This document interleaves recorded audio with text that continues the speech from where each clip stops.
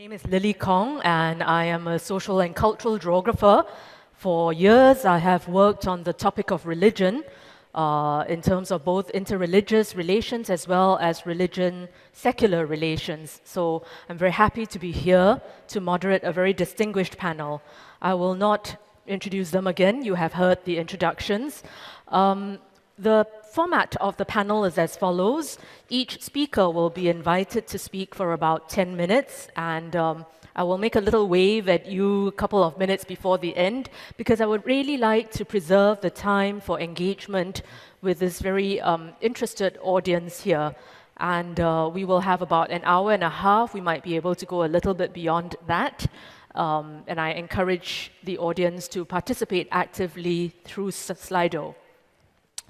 Just to frame the session a little bit, the session is about identity, who we are. Identity is really about who we see ourselves to be, who we identify ourselves to be, and very often that's in relation to a group of like people. So from identity, it is a short step away to building a sense of community. But identity is very often also defined in relation to the other. So to be part of a group also necessarily means that you are not part of another group. And so while identity creates a sense of community and a sense of bondedness within the community, it also necessarily means that there is a certain perhaps necessary divisiveness, because the definition of self is in relation to other. So this panel about identity focuses on how countries and societies can forge a common identity that transcends smaller groups of identities, that transcends the smaller categories, so that a common identity might be forged across groups as such. And identities in creating distinctive groups, how can we forge a sense of bonding, not just bonding capital within the in-group, but also the bridging capital across groups as such? Very often, identity issues are complicated because they intersect with citizenship. Allegiance with the community, with shared identity, may come into conflict with duties and responsibilities of national citizenship. So the question then arises as to who defines what is for the national good vis-a-vis a sectarian interest. These are just some of the sorts of questions that the panelists will address as they speak about their work over the years. I will begin by inviting Lord Alderdice to speak about his experience in the context of Northern Ireland. And I believe that he will posit that what divides people are not rational analysis of cost and benefit, but differences of identity and allegiance, drawing from the case of Northern Ireland. Please forgive me if I have misrepresented what you're about to say. That was an attempt at an introduction. Over to you. Very much. Thank you very much indeed for your kind introduction, and welcome, Madam Moderator, distinguished guests, ladies and gentlemen. It's an enormous pleasure to be back in Singapore, and I'd like to say thank you to my friends at RSIS and also the Ministry of Culture, Community and Youth for their invitation, and indeed for the extraordinary organization that they have put into this conference. I think we all appreciate that enormously. As the moderator has said, I come from Northern Ireland. And the people who live there, and indeed on the island of Ireland as a whole, have been divided for as long as recorded history, and probably beyond that into antiquity. Northern Ireland as an entity came into being in the early 20th century as a reflection of those historic divisions. And for much of the later 20th century, we worked to bring the pattern of recurrent communal violence to an end and find a resolution of our divisions by trying to create a shared and single identity for all the people of Northern Ireland. This was generally regarded as a perfectly reasonable approach. But no matter how hard we tried, we were not able to be successful. And we concluded that our divisions were not based on a rational analysis of the balance of current socioeconomic costs and benefits, but on deep differences of identity and allegiance resulting from disturbed historic relationships between the different communities to which our people felt devoted. People are not computers, logically weighing up costs and benefits to reach a decision. Our emotions, how we feel about things, are a crucial element of the way we think as well as behave, especially at times when we are feeling anxious or uncertain about the welfare of our community or the large group with which we identify. It became clear that to make progress, it was essential for us to address how our people felt about their identities and their relationships with other communities. It was not enough to address the internal set of relationships in Northern Ireland between Protestant Unionists who wanted to remain part of the United Kingdom and Catholic nationalists who wanted instead to be part of a United Ireland independent of Britain. In addition, we needed to look at the relationships between the people in the north and in the south of the island of Ireland, and also at the disturbed historic relationships between Britain and Ireland. All three sets of historic disturbed relationships needed to be addressed. Any community is, of course, affected by external relationships and stakeholders, and there were other and are other important relationships, for example, with the rest of Europe and with the United States of America. However, these three that I've mentioned were for us the key sets of inter-community relationships. A community is not a random assortment of people who happen to live in the same place. It's a living organism with its own history and development, its own memory of traumas and triumphs, its feelings, capacities, its characteristic way of being in the world, its own hopes and fears for the future, its own sense of who are members of the community and who are outsiders wherever they live. You can be a member of a community and live at a distance. You can live in a community and not be part of it. So when we explored together these various communities and sets of relationships, we came to appreciate that however we might try, for reasons of historical memory, religious persuasion, communal identity, and cultural differences, we could not, for any foreseeable future, forge these different but overlapping communities into accepting one single identity. How people felt and thought and behaved was just too complex to be shoehorned into one identity.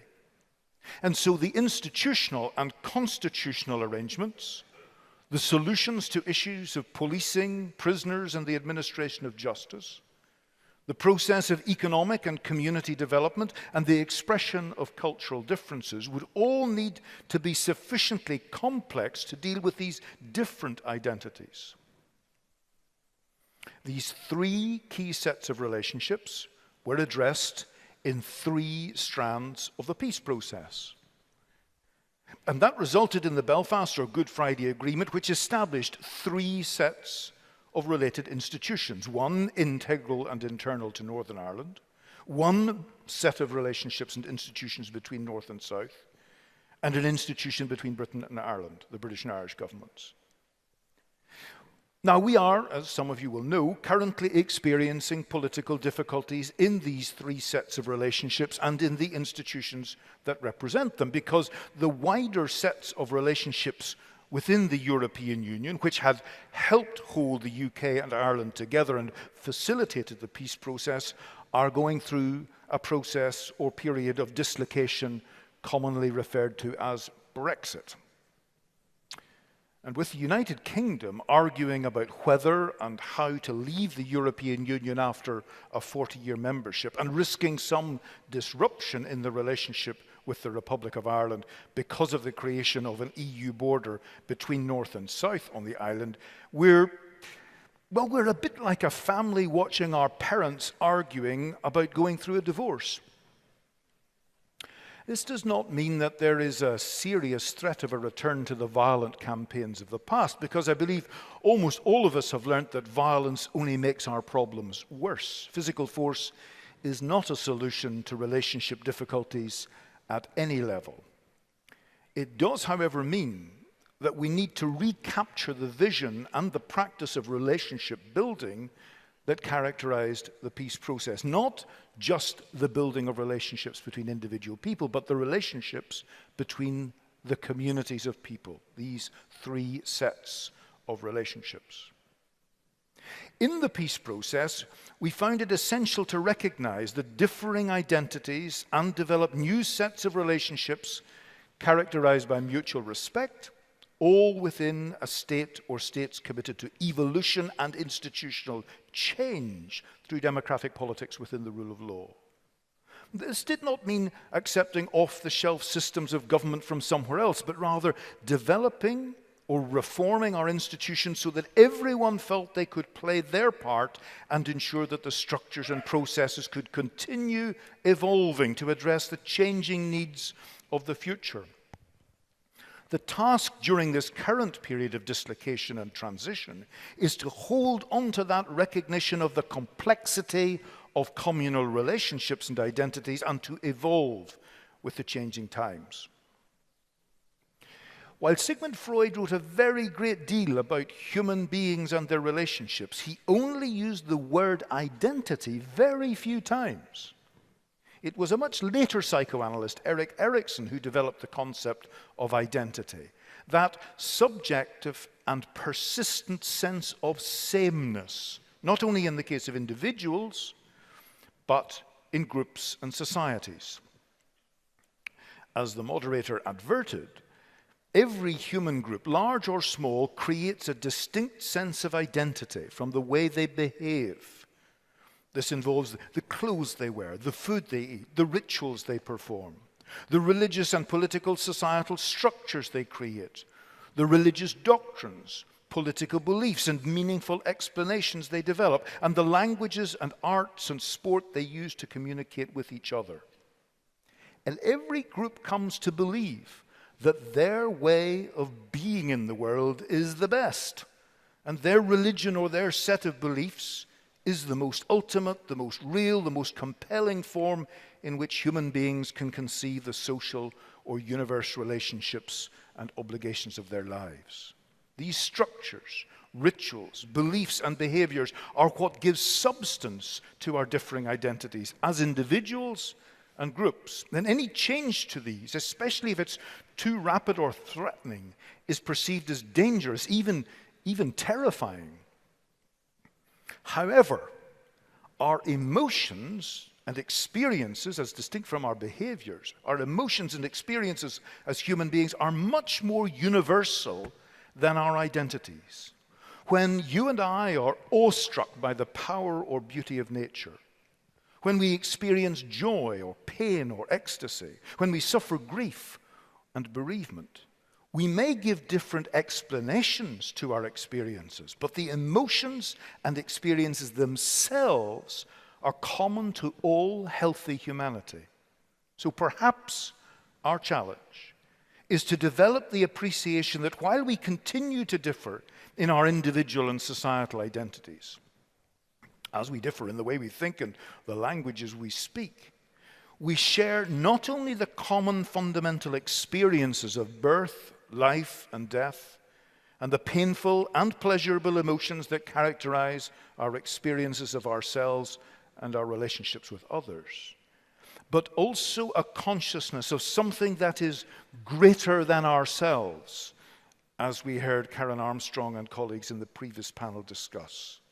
Something that transcends our normal life and embodies an ultimate engagement of purposes and demands. Perhaps that commonality of our emotions and life experience and the search for the truth and all truth has the possibility of bringing us together despite our lesser, albeit important, differences of identity. Bismillahirrahmanirrahim. Peace be with you all, and Sawadee krab. Let me thank the organizers for holding this conference and for the kind invitation. I also wish to thank my officer in attendance, Joe Francis Franco. I think Ambassador Ong should give him a raise. He has a wonderful help. Really. This morning we talk about the King, His Majesty the King Abdullah talked about Sri Lanka and other places. My thesis takes from there, and my thesis is the following. Identity becomes toxic when it is clouded by the quest for purity. I would argue it is an unreal quest since it seeks to place identity sources, especially religious faith, outside of history in search of a dream world. Now, to mitigate the toxicity of identity, there's a need for societies to underscore the moral economy of faith, acquire cultural fluency in dealing with others, and foster common decency in people's action to one another as fellow humans inspired by faith. And I'll do that in 4 steps: identity and toxicity, moral economy, cultural fluency, and decency. I could go around, discussing the issue of identity based on new literature that you have seen, work by Francis Fukuyama, Identity, works by Kwame Anthony Appiah, The Lies That Bind. In Appiah, for example, he argues that these identities are lies that bind. They are religious, national, racial, cultural, and class-based identities. And for him, identities, religious or otherwise, are labels, which are not accurate representation of reality, but ways of grouping people that makes it possible to simplify a complex reality by attributing fake homogeneity and unchanging nature to heterogeneous and changing population. Now, I do not wish to frame the identity question in terms of truth or lies. I would argue that based on these recent takes on identity, it shows how identities are important to people and society.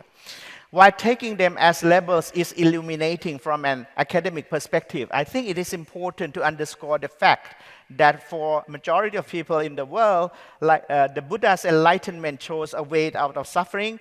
Jesus died on the cross to redeem humanity, and that Al-Quran is an alterable word of God. All of these are real to a lot of people. Now, it goes without saying that human society is by and large a repertoire of diversity. There are majorities and minorities. There are those who are like us and those who are different. And so conflict within societies is natural. It has been argued that religious or ethnic conflict grows ever dangerously with the intensification of dehumanization. The other side of dehumanization, I would argue, is the belief in our purity.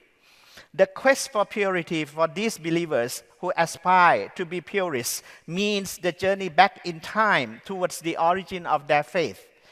Once there, the claim of authentication is made, then looking from the position of authentic belief back to the present, back at the present, the only way to preserve the belief's purity is to bypass all historical experiences of the present. And consider them defilements of the pure. To be pure means to be free from defilements or contaminations by other experiences, among other things. This in turn leads to the construction of imaginary walls to protect the sometimes newly found pure identity, oftentimes with the moral superiority claim. Now, when I talk about moral superiority, I rely on the work of E.P. Thompson when he discussed the British riot in 18th century. But the best example was the play Last Night. The play Last Night was The Welcome Feast. If I understand The Welcome Feast correctly, the play was meant to show you that the tradition that we hold to be pure, to be authentic, actually has evolved through time. And if by understanding this evolution, it opens a space for people to participate in that rather than freeze it in authentication. So if that is the case, this is the kind of moral economy that needs to be considered in place of moral superiority, where you look at others and then actually you don't look at others, you look down at others from a position of moral superiority. So the notion of moral economy, I would argue, is a healthy dose, healthy antidote to moral superiority that we suffer and makes identity toxic. The second point is cultural fluency. I have to tell you a little bit why I want to talk about cultural fluency. This is southern Thailand. These are some of the pictures that I took. There was an attack at the mosque in southern Thailand, but it's not only a sacred space like the mosque attack. People were killed while they were praying Maghrib.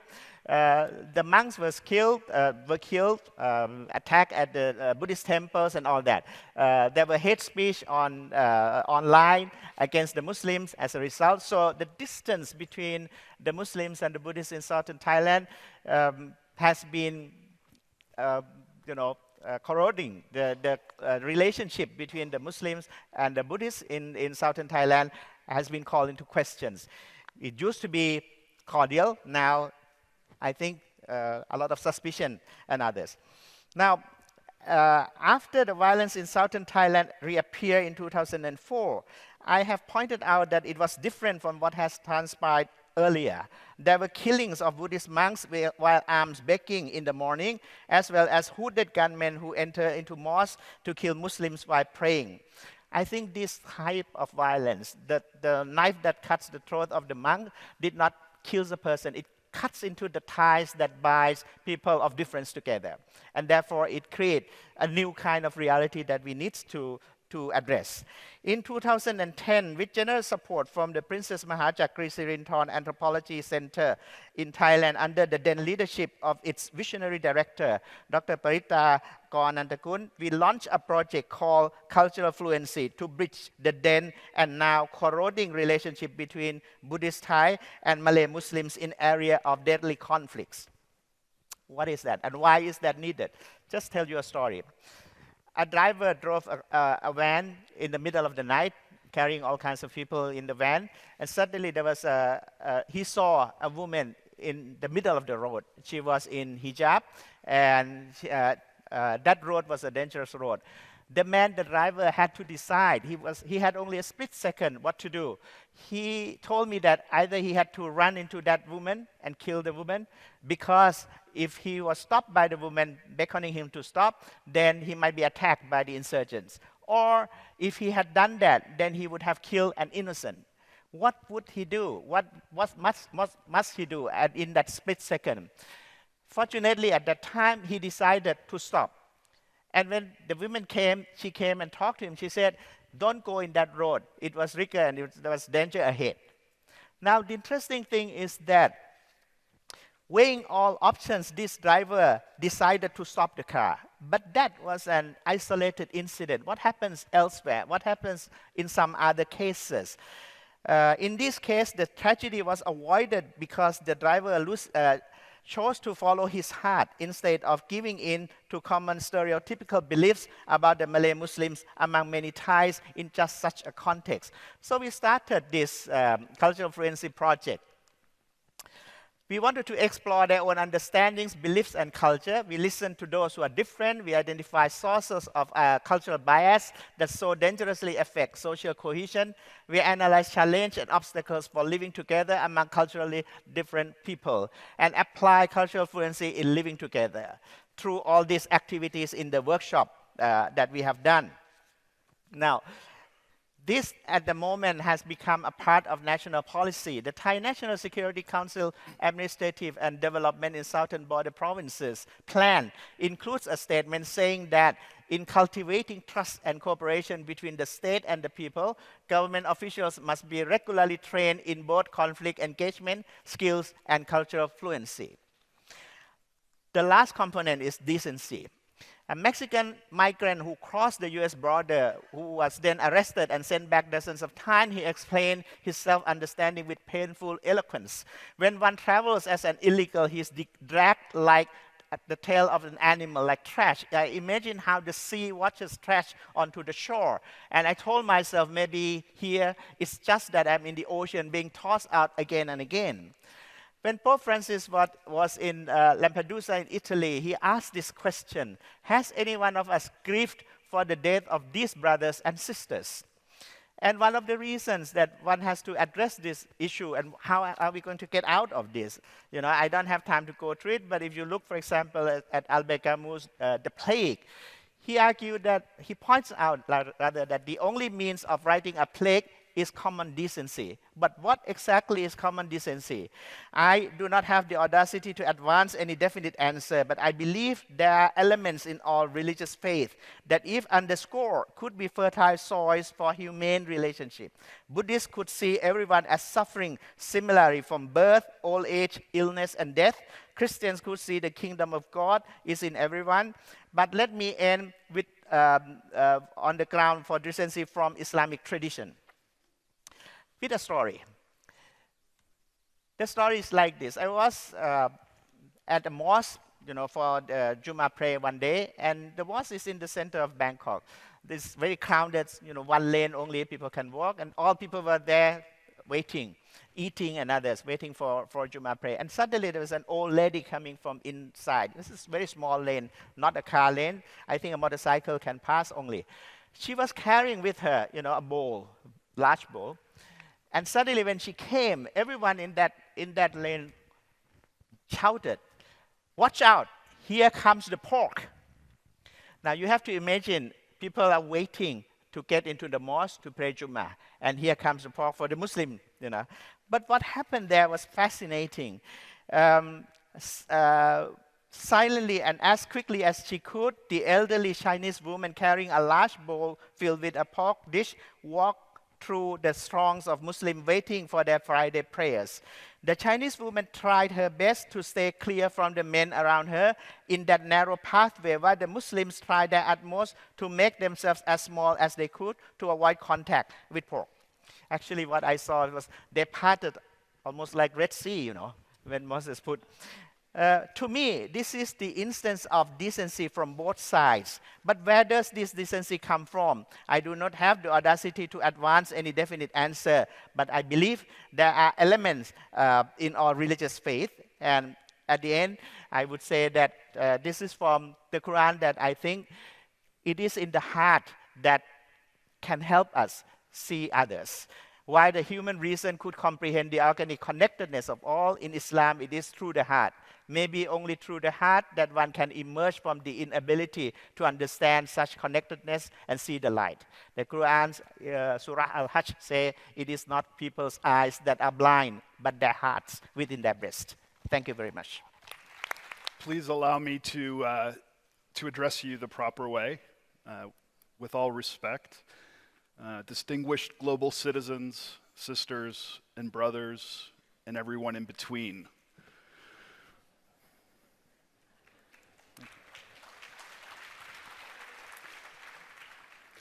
Hatred is born of ignorance. Fear is its father, and isolation its mother. My journey away from ignorance and hatred has taken me 23 years. This is me in this photograph in the middle in 1996. I was a part of America's first neo-Nazi skinhead group from the time I was 14 years old in 1987 until I finally left and denounced in 1996. I've spent the last 20 years asking myself how and why I ended up there. I've also spent the last 20 years helping other people disengage from the same world that I was once a part of. But before that, I was not a monster. My parents are Italian immigrants who immigrated to the United States in the mid-1960s. Racism and prejudice was not part of my family DNA. In fact, when my parents first emigrated to the United States, they were often the victims of prejudice. It was not how they raised me. But I felt abandoned by my parents.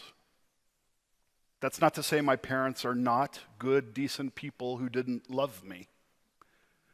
As immigrants, they had to work extremely hard to survive. And I often didn't see my parents for 7 days a week, 14 or 15 hours a day, as they were struggling to keep food on the table. And as a young person, I didn't know what I had done to push them away. I didn't know how to ask. So I started to feel alienated and marginalized. And the abandonment pushed me towards delinquency at a very young age.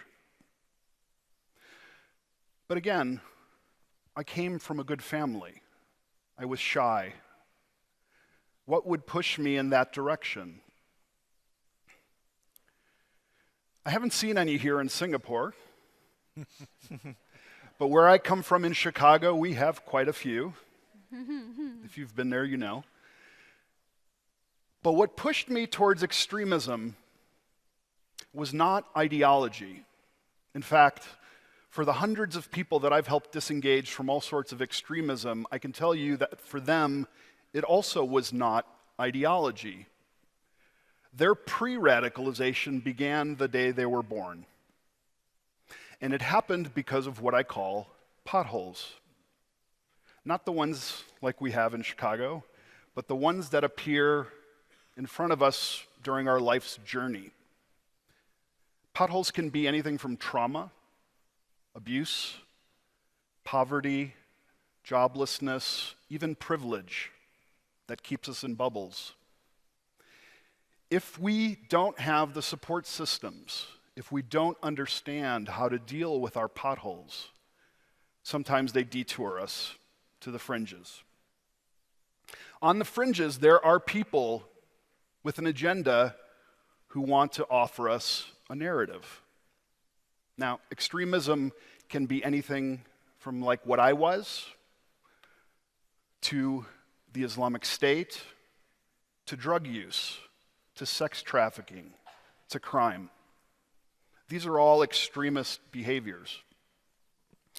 And I believe that as we're on our life's journey, searching for the three pillars that essentially drive us to do everything in life: identity, community, and purpose, sometimes we get lost.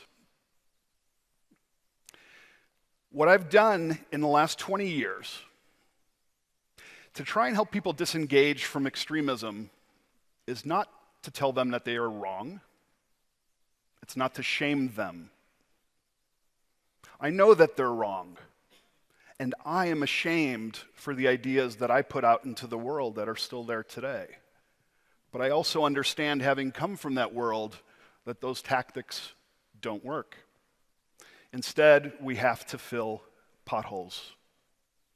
We have to build human resilience.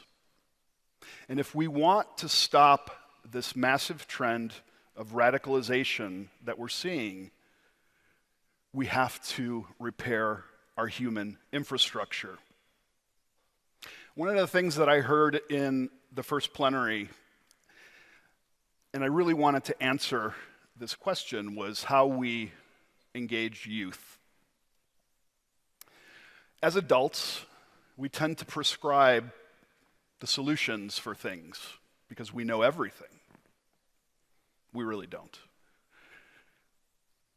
We have to learn to be cautiously vulnerable with young people as parents, as teachers, as sports coaches, and just as adults in general.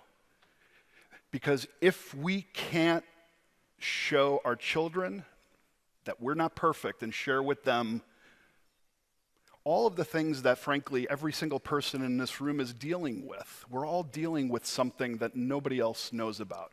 If we can't share those vulnerabilities with our children, they will never learn to share them with us. And they will go through their youth confused, just like we are still confused as adults. and don't have the courage to admit. For 8 years, this was my identity. It was my community, and it was my purpose, or so I believed. But it wasn't. I did things that I regret, that I feel ashamed of to this day. And I thought that it was my identity, my community, and my purpose. But what I recognized was that it was a suit of armor that I put on to protect my own pain. And that the hatred that I felt was my own self-loathing that I projected onto other people because I didn't want to deal with it. I've met with hundreds, if not thousands, of extremists over the last 20 years, and I can tell you that not one of them was born to hate. Not one of them was wrapped in a swastika flag when they were born, nor an ISIS black banner. They learned it. And if we can learn to hate, we can also unlearn it and learn to love. We have to treat this in a public health way, like Dr. Jonas Salk treated polio. We have to treat the sick, which is what I do. But we also have to inoculate the population from getting sick. I addressed you at the beginning as global citizens because that is our identity and our community. And our purpose must be to look at future generations and think about the legacy that we're leaving them. But we must also engage them because this is their world. It is not ours anymore. We've had our chance, and we can still work at it. But if we want to solve this problem of polarization and division and hatred that I'm seeing grow faster than any social movement I've seen in my lifetime, we must repair the potholes. I want to leave you with one challenge today. And that challenge, and I hope that you do it every day, but the challenge is, please find somebody that you feel is undeserving of your compassion and give it to them. Because I guarantee you, they are the ones who can benefit from it the most. Thank you very much. Assalamu alaikum, peace be upon you. Wa alaikum assalam. First of all, many, many sincere thanks to the Ministry of Culture and the Institute for putting this together. It's a brilliant theme, very topical, very timely, and very beautifully organized. So it's a pleasure and an honor to be with you all here today. I'm not quite sure how fair it is to follow from that presentation, so bear with me because this is a qualitatively different kind of discourse that I will aim to share with you. I should preface also by saying that although I work in the United Nations, what I will share with you here is not representative of a United Nations perspective or opinion, so I do need to make that clear, but do hear me, if at all, as a scholar of the UN and at the UN, because I intend to be rather provocative, which is not a UN strategy.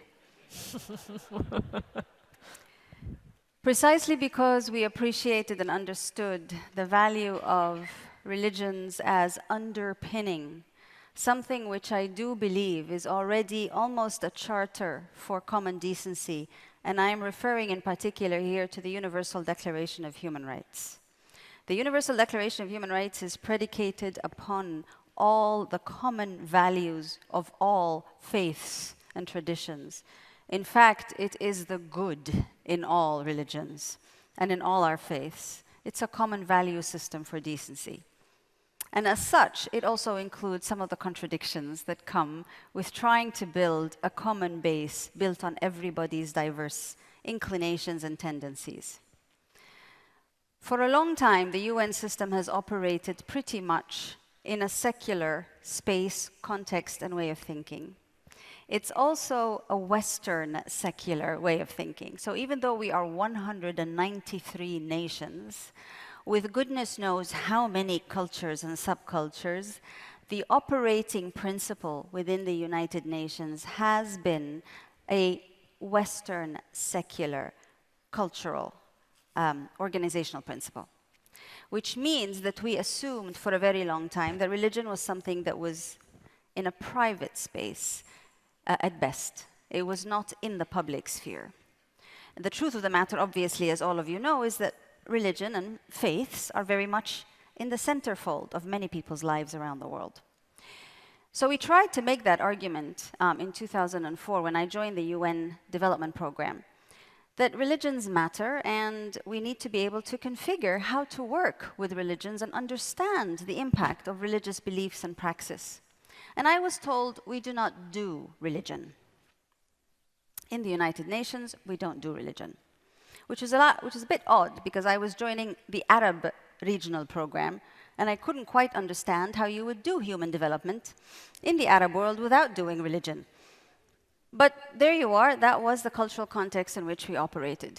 Now, these were some of the things that induced me, at any rate, to work with one of our Saudi Arabian Undersecretary Generals of the United Nations, who herself became very interested in making the very simple case that, of course, religion matters. It matters just like everything else does. But we have to be able to understand how religions matter. And that's how the United Nations Interagency Task Force on Religion and Development came into being. The objective of the task force was to try to understand how religions, both as identity markers, but also as social service providers, made a difference.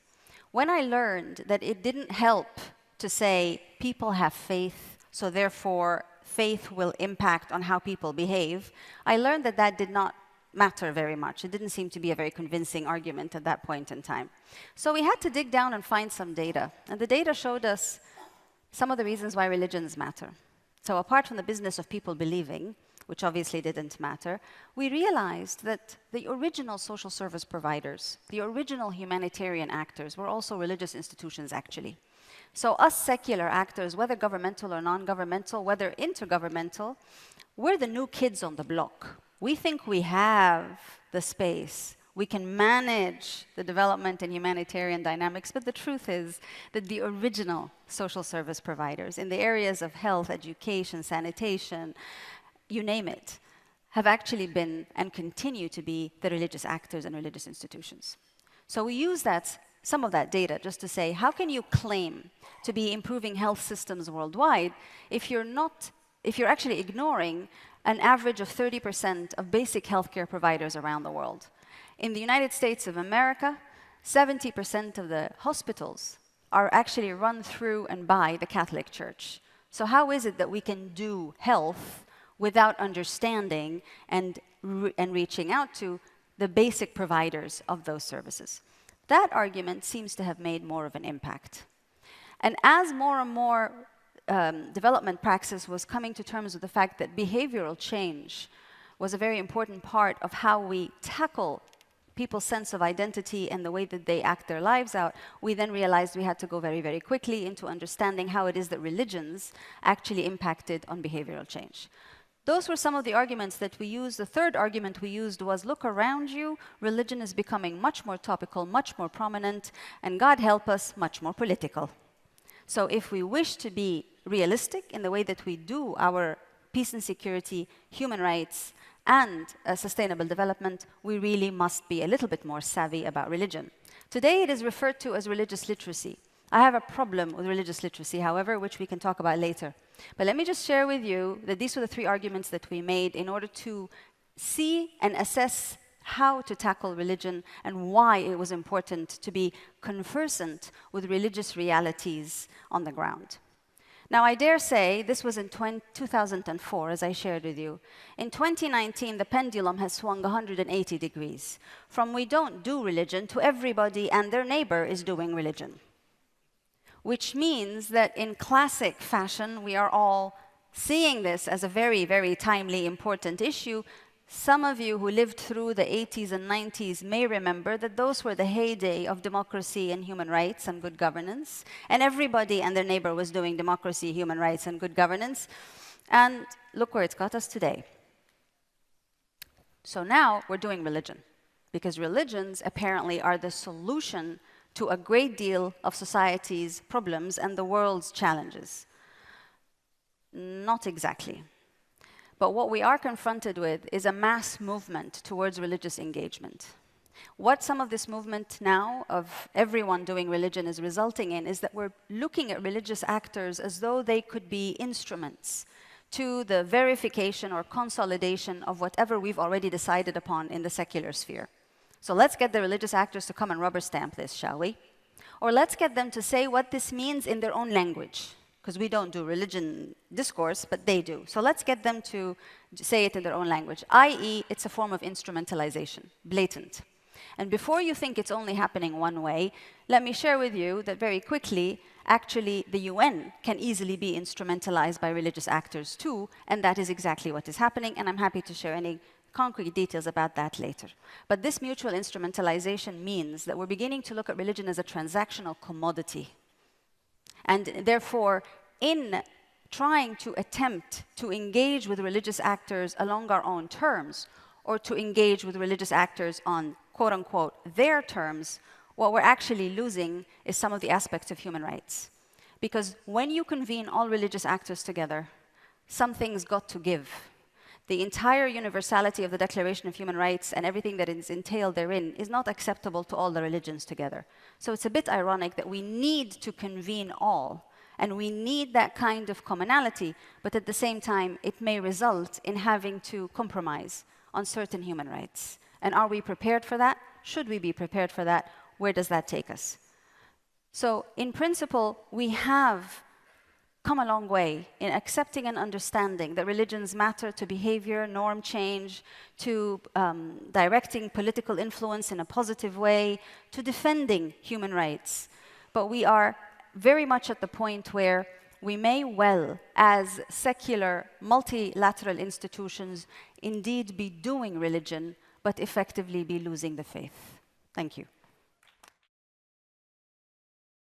Thank you, Azza, and thank you to all the speakers for keeping to time so that we actually have quite a bit of time and opportunity for dialogue.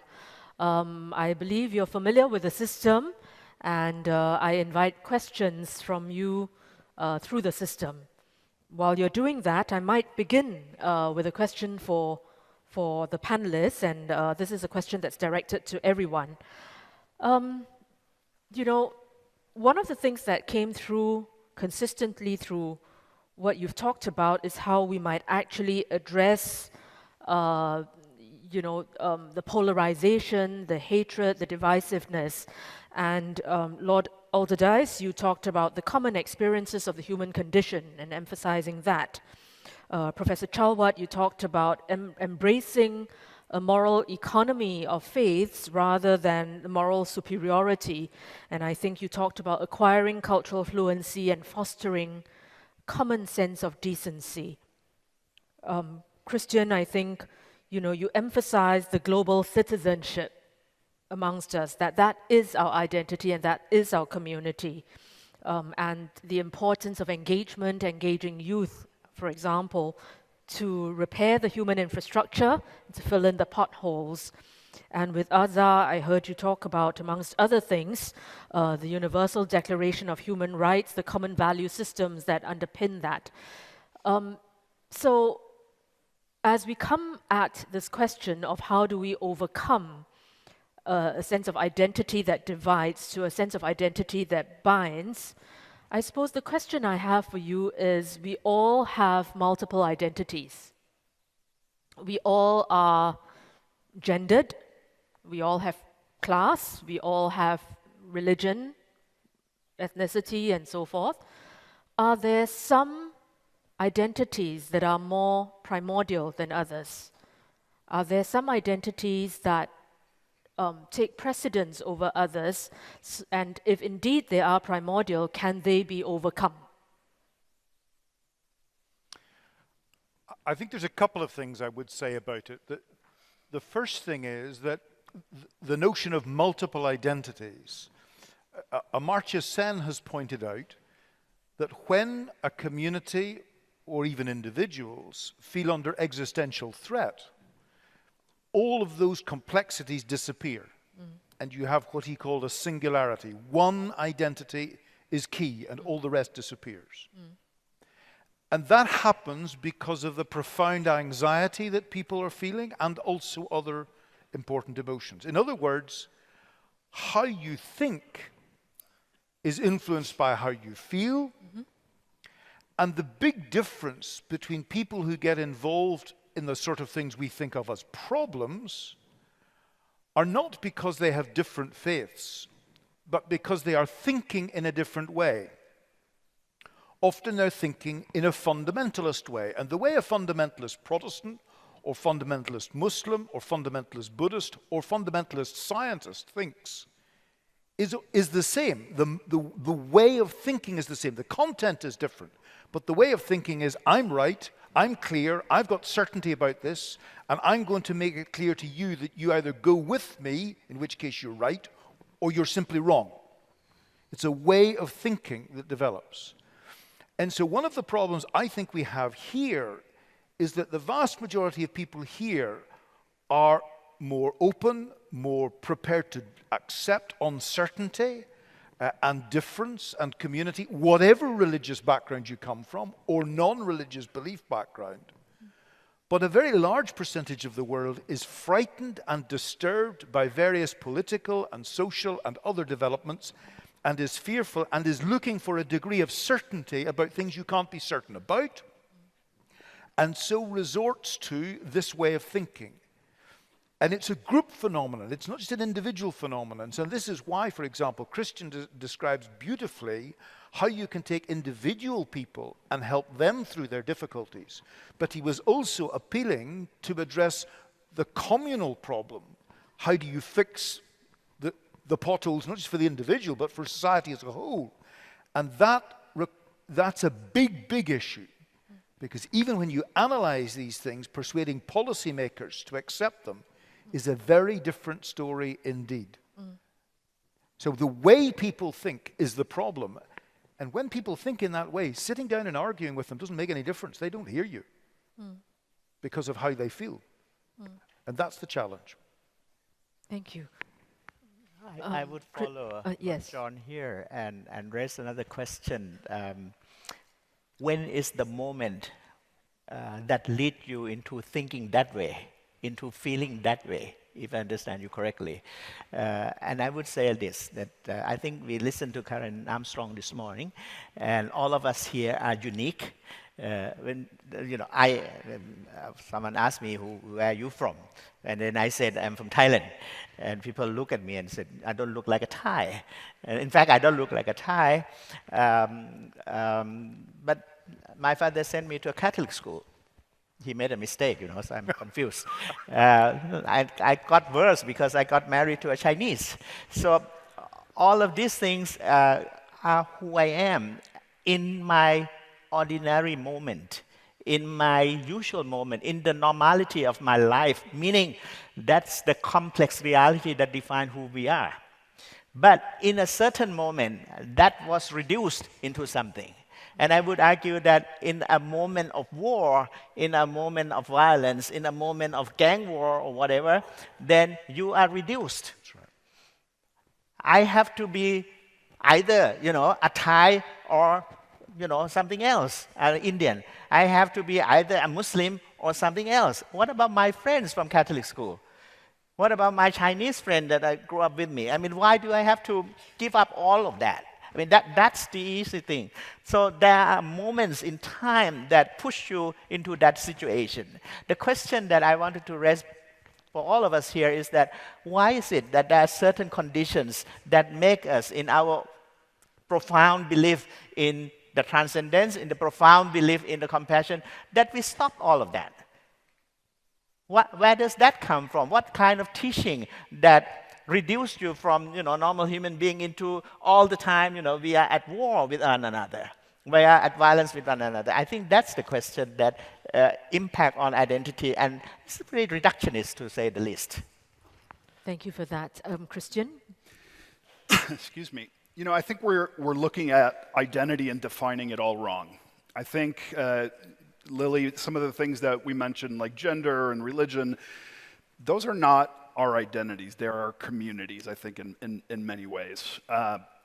Identity is, everybody has a different identity whether you belong to a religion or not. And I want to give you my perspective as an agnostic, somebody who is not a religious person, but a person of faith.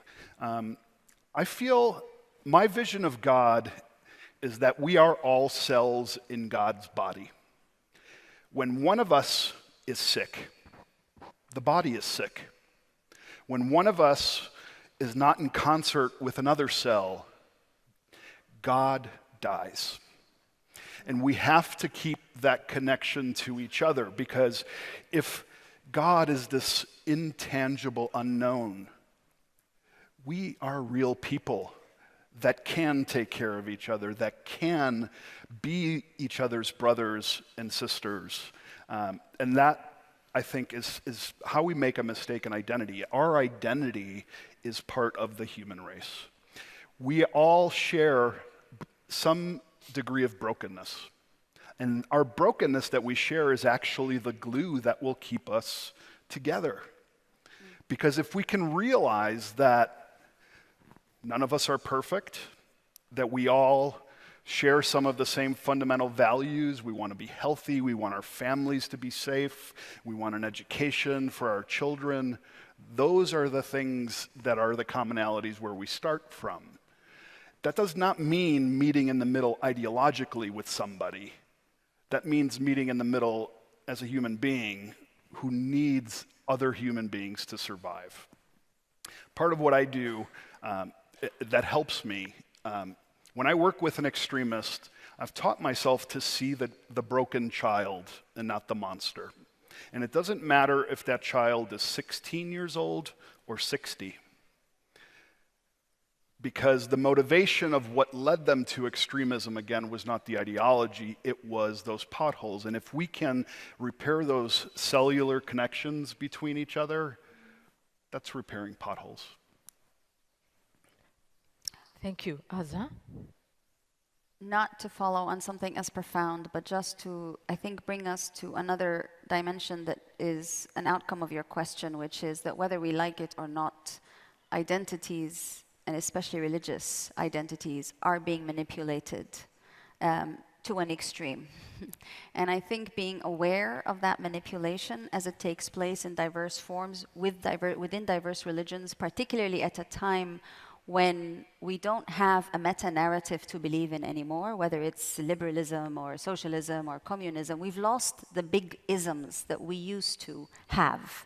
And heaven knows that was not a very good thing necessarily, but at least it gave common aspirations, a common ideology that were then obviously in competition with one another. But we had things to believe in that somehow made religions less important in the public sphere. Whereas today religions are very much part central almost in the public sphere, which means that per definition they will be mobilized and used and instrumentalized ideologically. And I think that's the point that we have to be comfortable with. Of course we are of multiple identities, and of course there are moments when certain parts of who we are matters more than other parts.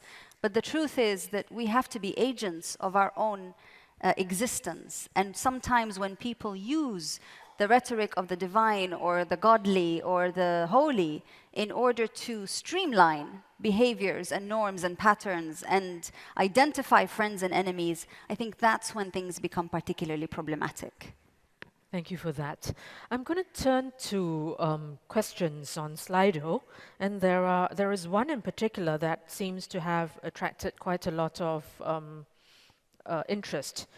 How can we effectively engage and involve those who feel that their identities are threatened by increasing diversity without simply dismissing them as uneducated, fools, racist, irrational, or some other derogatory term?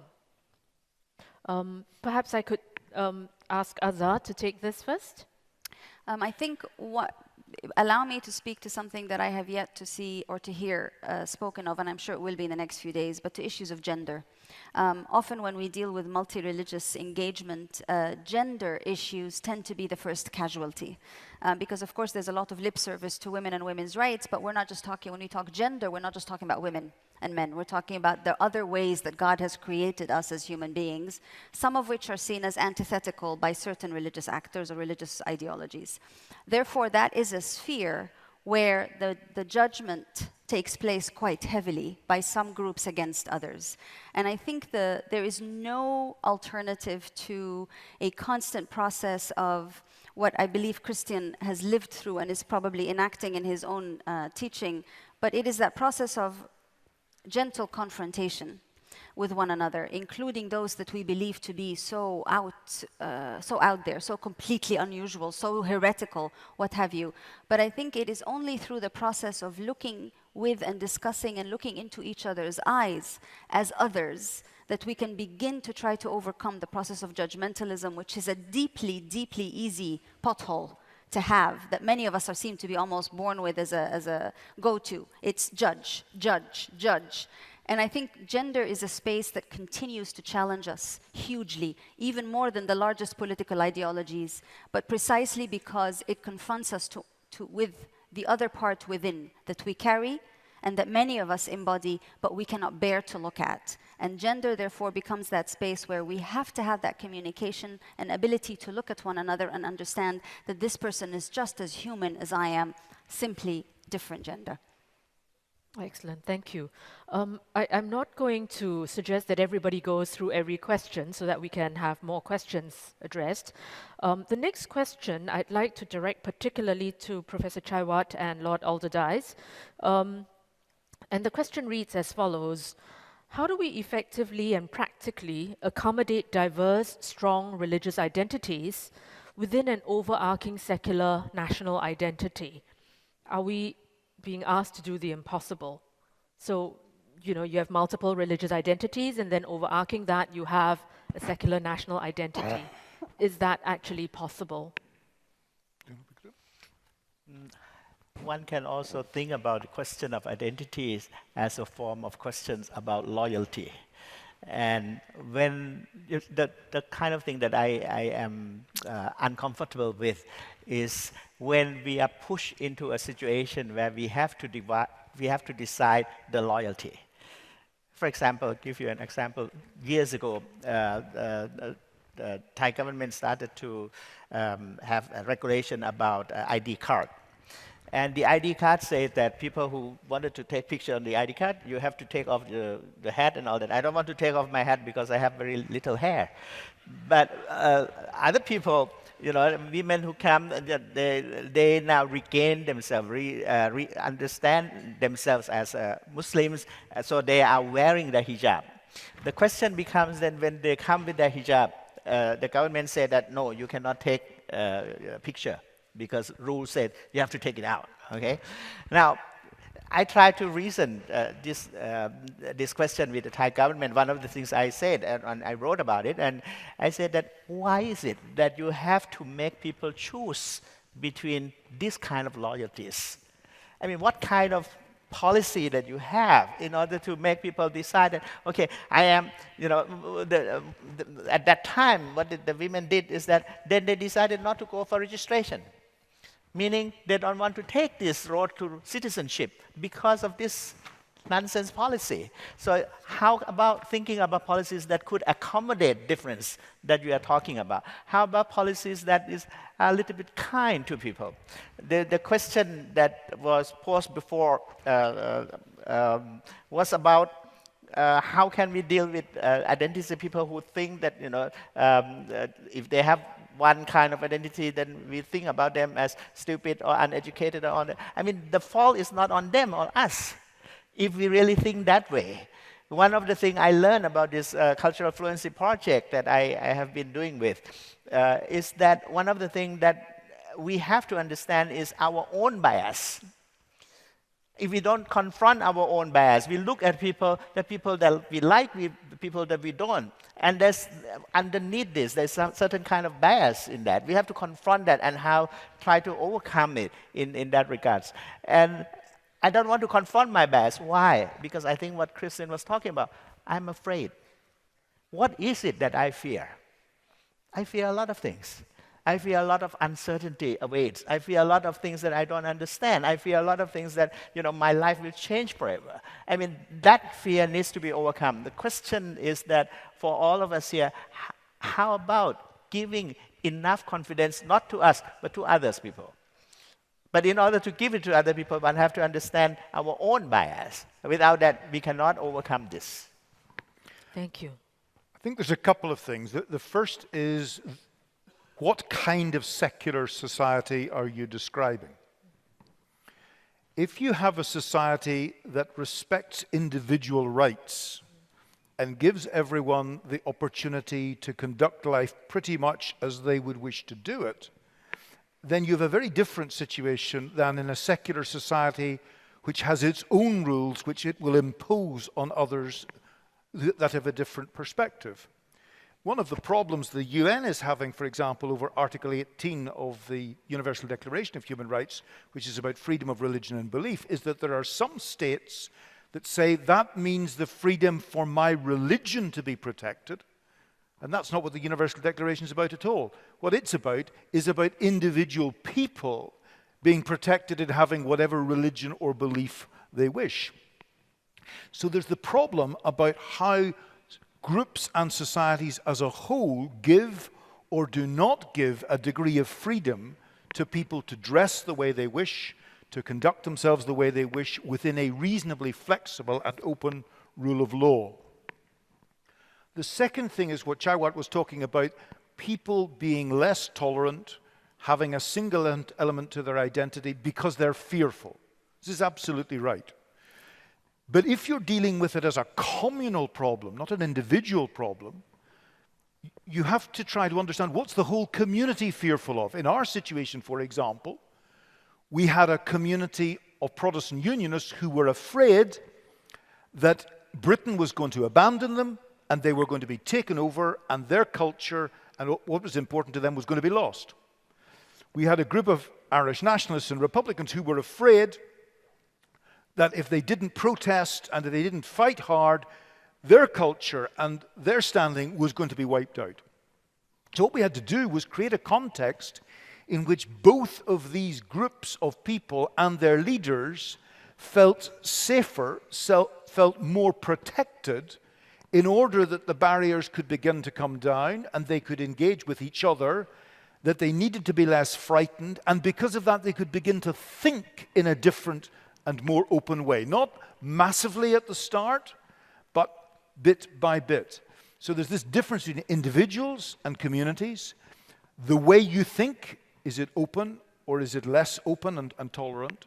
And can you reduce the level of fear for individuals or for communities in order that they can be flexible like this? But the thing that I would plead for is, because it's often a problem at conferences like this, and that is to simply wish that everything was better, to wish that the human race was different from it actually is, to wish that politics operated in a different kind of way, to think people have to do this. People don't have to do it at all.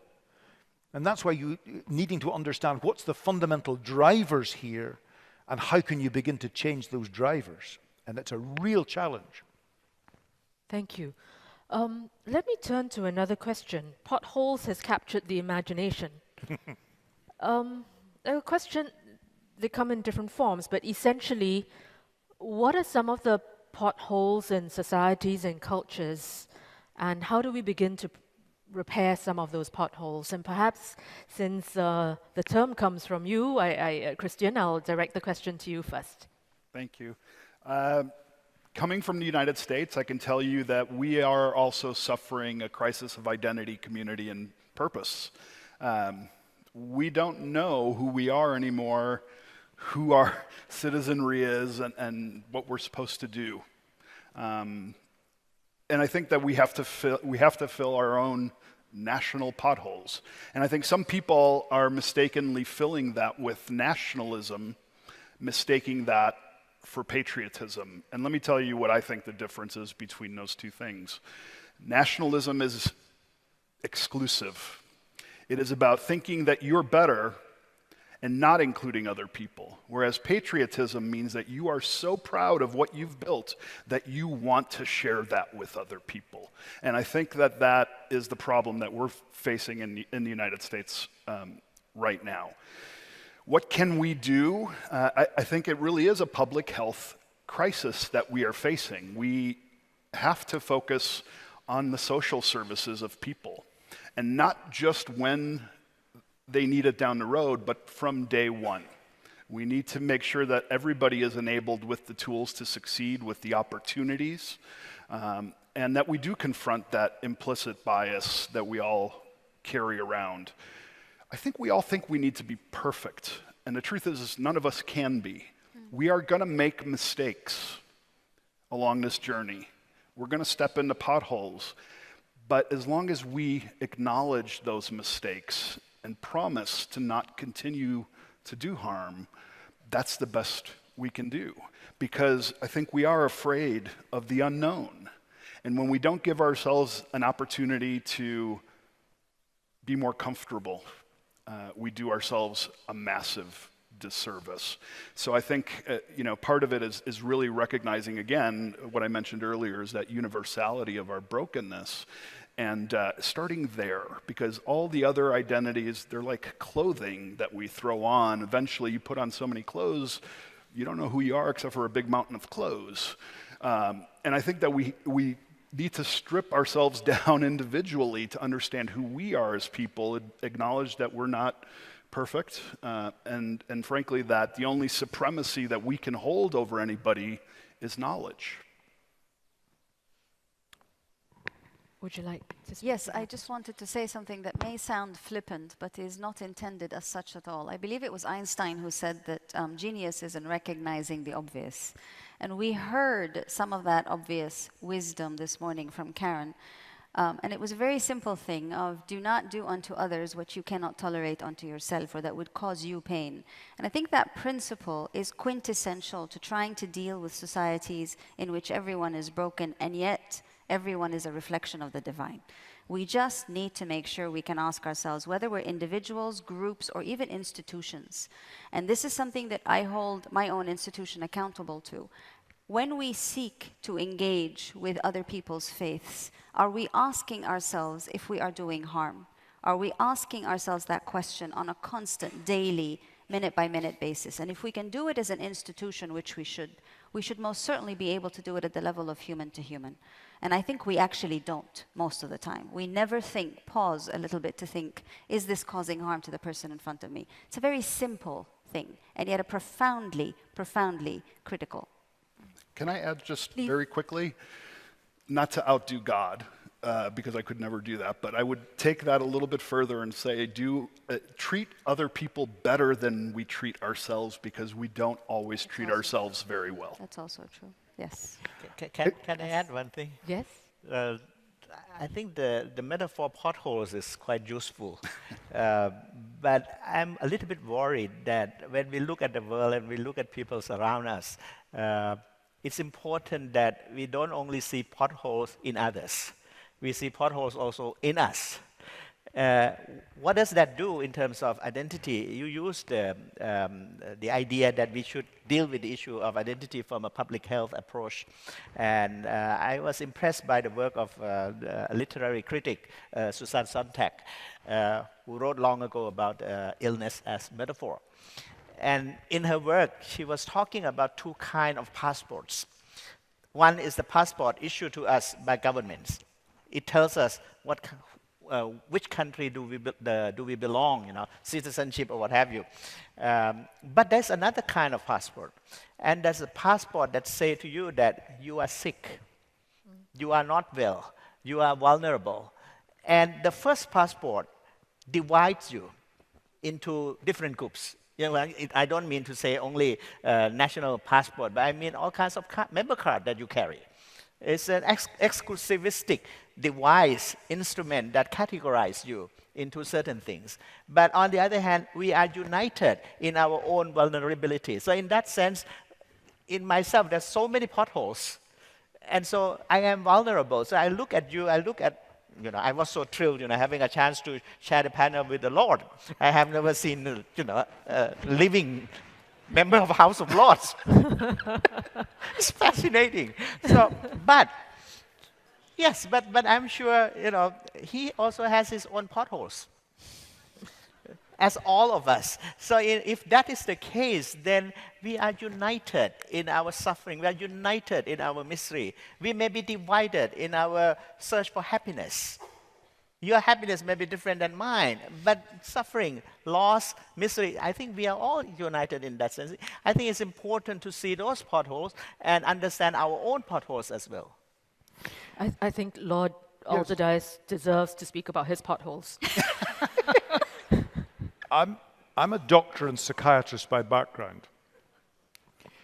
And one of the problems when we fall sick is that in reality we may be joining the whole of the suffering human race. But when you're sick, you become more preoccupied with yourself than with anybody else. And I always used to notice when a patient was getting better, not just because of their blood results or their tests or whatever, but they started to ask about somebody else and not just talk about themselves. So unfortunately, some of that passport to suffering is also a narcissistic one. It turns us into ourselves. The second thing is that your analogy of the potholes is a very interesting one. Some cities and some countries have more potholes than others. And one of the reasons is, of course, that some countries are poorer than others. That's not so much the case with the United States. The reason in the United States, to a great extent, is because the particular balance of politics is towards the welfare of the individual and not the community as a whole. So you get private wealth and public squalor. In other countries, the balance is different. And what that says is that dealing with some of the problems we're talking about involves politics. It involves decisions that countries and communities take out of their countries, history and culture and so on. But these are political decisions that actually have repercussions that cannot be sorted out simply by feeling good or feeling bad. They're actually things that have to be done. And that's one of the dilemmas, of course, when we come to it from a religious perspective, because we're looking at the internal world of myself and my community. But there are also important external aspects of life about the balance between individuals and communities. And that's not an easy balance either. Thank you for that. Okay, can I quarrel with you? Of course. A little. That's a relief. Yeah. I still don't think you mentioned any potholes. Yes. I came from Bangkok. There are two things about Bangkok, a lot of things, but two things about it is that we are a city with lots of potholes on the road. And it rains. Yeah. So the question becomes, what do you do as a driver when you drive on a road with full of potholes? My answer is, you have to drive slowly, carefully. Yeah. Carefully, because it will damage your car if you don't see anything. Also because if you drive into a pothole during rainy season, the splash will, jump into people who are on the other side of the road. So meaning what? Then you have to be careful in the way in which you interact with others.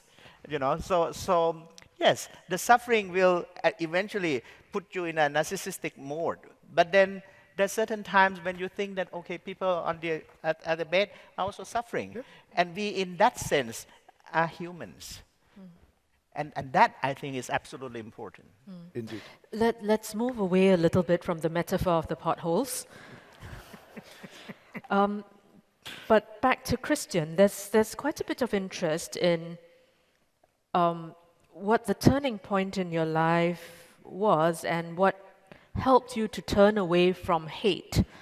And the question was, is there something about religion in there, philosophy in there?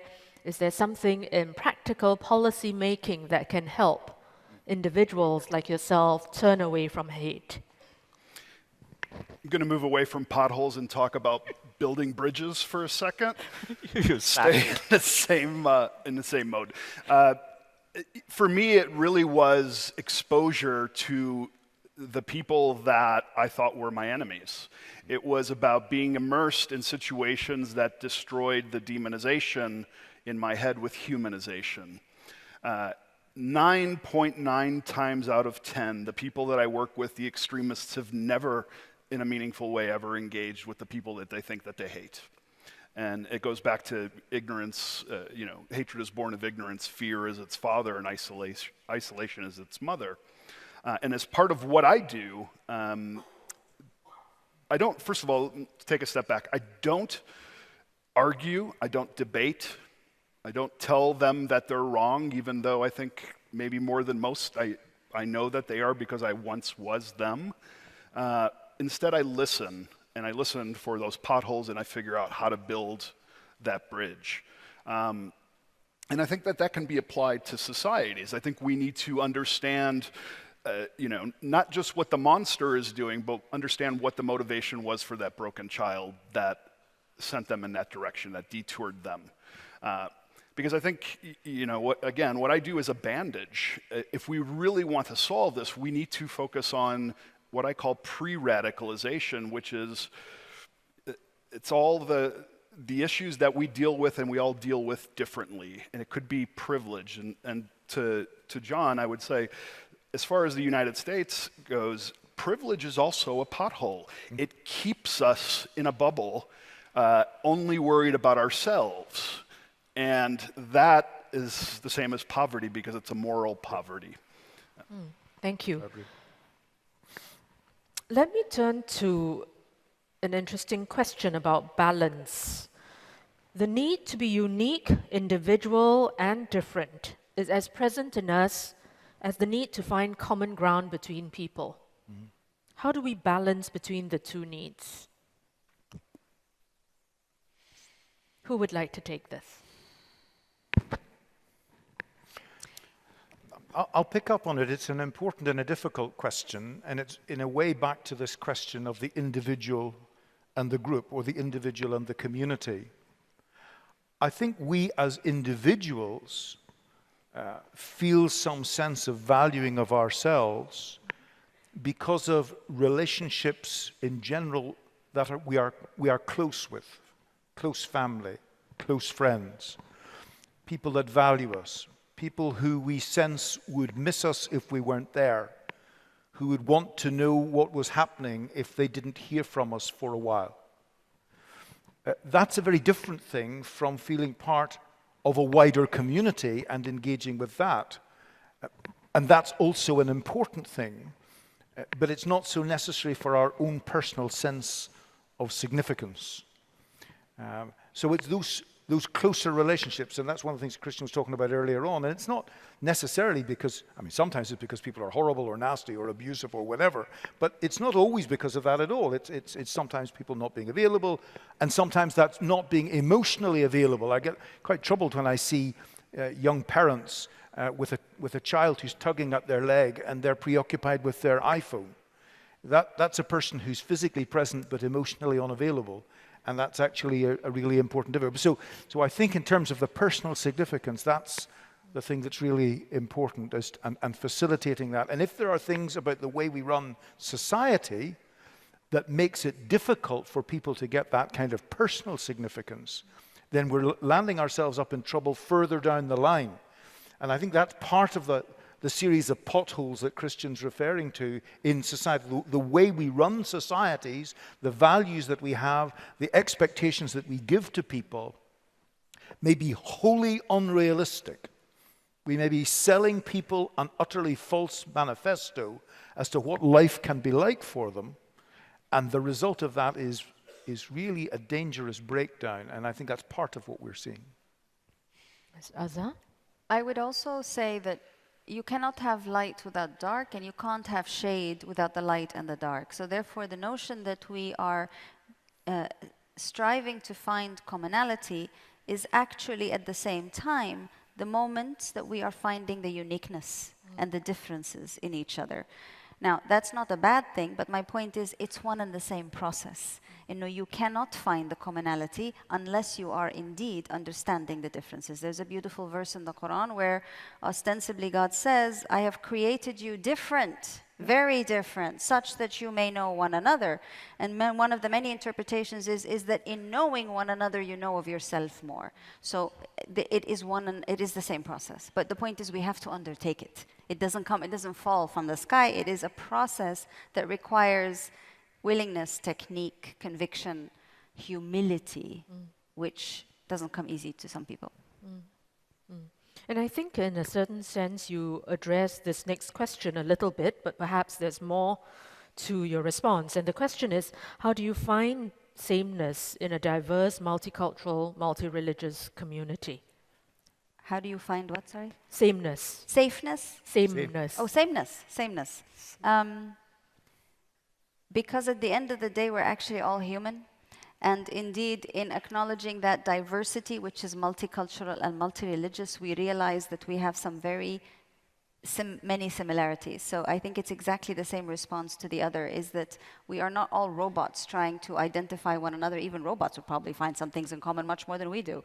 But the point here is that as human beings, when we come together, and again, the deliberate nature and the attitude of humility is where we will find that sameness across our diversity. There's a very important point that comes out of this, because as human beings, we have these common experiences of life, feelings, experiences of birth, life, death, pleasure, excitement, bereavement. These are common human experiences. One of the ways that we have of treating people really badly is dehumanizing them. And there are lots of situations where a degree of dehumanizing occurs in a positive way. I'll give you an example. You're going to work as a surgeon or a pathologist or something like that. You need, in a way, to be able to pull back from thinking, I am doing this to a human being. What you need to be able to do, of course, is that when you see them the next morning in the bed on the ward round, you've got to be back to them being a human being again. Otherwise, you're not treating them as a proper person. But what happens when people are soldiers or terrorists or people getting involved in extreme thinking is they start treating a whole other bunches of people as not really human beings. They might have the form of human beings, but they don't treat them as human beings. In fact, you even find in the language, people speak about others in dismissive and horrible ways, speaking about them as though they were animals or insects or whatever. That dehumanization allows us to do horrible things to other people. So the common humanity is the positive dimension of things. The dehumanizing is the incredibly dangerous thing that really rings a bell and flashes lights to tell you something bad is going to come out of this.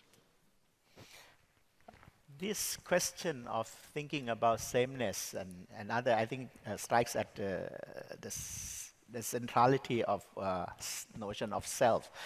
I'm not quite sure whether to distinguish between the individual and community is sufficient in facing the challenges facing us today. By that I mean the other angle to it is to conceptualize the notion of the self. The question that we have to address in this plenary is, who are we? But actually, who are we? Am I the same person on June the 18th as I am Chaivat at this particular point? I'm not quite sure, because that Chaivat had not met Lord John before, had not listened to Christian before. I had not had potholes in my head until today. So from now on, potholes become a part of my metaphor in the way that I will use. Some of the things what that means is that self is an ongoing project, I think. It's evolving. Who you are, we can be answered in different ways. But I would argue that you can answer this way also. Who you are the sum of all the people you have met in the world. If that is true, then it means self is moving. So that question of sameness, that balance, I would add a little thing. You can acquire sameness momentarily. And then you go back to something else. There's a certain moment that is required. You go into a funeral. There's a collective sense of mourning that you have to, out of common decency. And that you suspend other difference for a while. It's a sense of sameness in that regards. But then when you come out of that, you regain the evolving project of the self that continues almost unendingly. And I wish the project never ends, because in that sense we learn and continue. Thank you for that. I'm going to turn to quite a related question, but one that has to do with the changing world that we find ourselves in because of technology. And the question is, how does the digitalization of religion change the beliefs and practices of religion amongst young people, maybe not just young people, and what are its intended and also unintended consequences?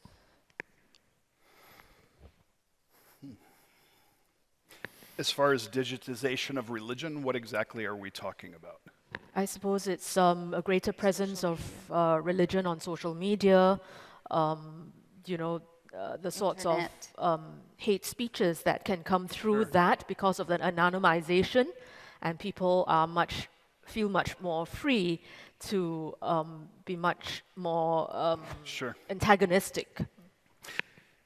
Yeah, I mean, I think that the internet did changed everything. We certainly didn't create racism. It didn't create hate or bigotry or phobia of any religion. It already existed. But what it did was create an anonymous place for people to be able to share things that they wouldn't maybe say in real life. Unfortunately, I think what's happened is it's spilled over into the real world now. I think that religion is being used as a weapon. I think that nationality is being used as a weapon. And I think that even identity, just in general, is being used as a weapon, and it can be done so online. But what I'm more worried about as far as the digitizing of anything is that we have to remember that many of the people that are online are alienated, marginalized, young people who may not have those connections in real life. And they're using it to create whatever persona they want, because you can do that online. You don't have to be yourself if you're awkward, if you're not tied into social groups. And they're using that opportunity to use those weapons of religion and identity to hurt other people, not because necessarily they hate other people. It may manifest as that way, but because there is a self-loathing, a confidence issue in themselves. And I would take it back to, the digital world is very important. It's brought us together in some ways. It's given us access to information that we wouldn't normally have. It really has sort of democratized the whole world. But what it's also done by way of trying to connect us is it's disconnected us more, because if people are not able to establish those relationships in real life, they can do it online, but that becomes their world. And that's what I'm more concerned about. I think that I completely go along with what Christian said, but there's another kind of side to the thing. A little bit over 500 years ago, a chap called Gutenberg invented printing in Germany. And I'm sure that there were people sitting around who were bulwarks of society, and they were saying, it's a very dangerous business, this printing, All sorts of people are going to be able to print all sorts of things. Books will come out that we won't be able to control. Oh, it's very dangerous business. And you know what? They were absolutely right. Because this guy Luther came along about 50 years later, and he didn't just pin up his ideas on the door of the castle church. He translated the Bible into German, just like Wycliffe had translated it into English. And now they could print it, and it did go everywhere. And what happened? What happened was social disruption on an enormous scale. All the people who had been able to control society and manage things and so on could no longer do it. And the seat of authority moved away from kings and bishops and so on to the development of democracy. And that didn't lead to peace at all. It led to the wars of religion. Because inevitably, when you've got disruptive change, there are some people who will lose out from the disruptive change and other people who will benefit. So when I look at what's happening at the moment, I don't go back and say, well, you know, I think we shouldn't have done the printing thing. We all think you know, basically in the end it was a good idea. And of course, Christian's absolutely right. What has happened this time round is disruptive technology to the nth degree. It's a whole different order of things. But nevertheless, if we can keep from blowing ourselves to pieces and destroying ourselves, which is a bit of an if, but if we can, I'm sure that in 50 or 100 years' time, or maybe even less, we'll be able to see how it happens. Now, the one difference, and this is the important question, at that time, philosophers, political scientists, Protestant reformers, others, had a very clear idea of what they were wanting to do with that. They were clear the seat of authority had to move. It was for ordinary people to be free to read the Bible or religious books for themselves, make their own decision about their relationship with God, and so on. They were very clear about that. I don't think we have that degree of clarity about how we want to change things or what we want to move it to. As I was saying earlier on, the big isms have kind of gone, and there's not been a replacement of them yet. Now, I'm sure that there will be, and maybe it will come out of a greater understanding of complexity science and the whole notion of complexity. But we don't know the answer to your question, I think, at the moment. And we're in the middle of this. And that's kind of a little bit scary. But why I want to say this is because although it's scary, it has possibilities. And the next generation may be the generation that actually sees this major leap forward in the whole way that humanity is able to think about things. And as I say, if we can survive that, then it may be really quite an exciting development. Yeah, John's right. We need to stop blaming the tools and start blaming ourselves. So on that note of mitigated optimism, I'm going to round this up by asking each of you to reflect on the discussion this afternoon and what for you has been your main takeaway besides the potholes.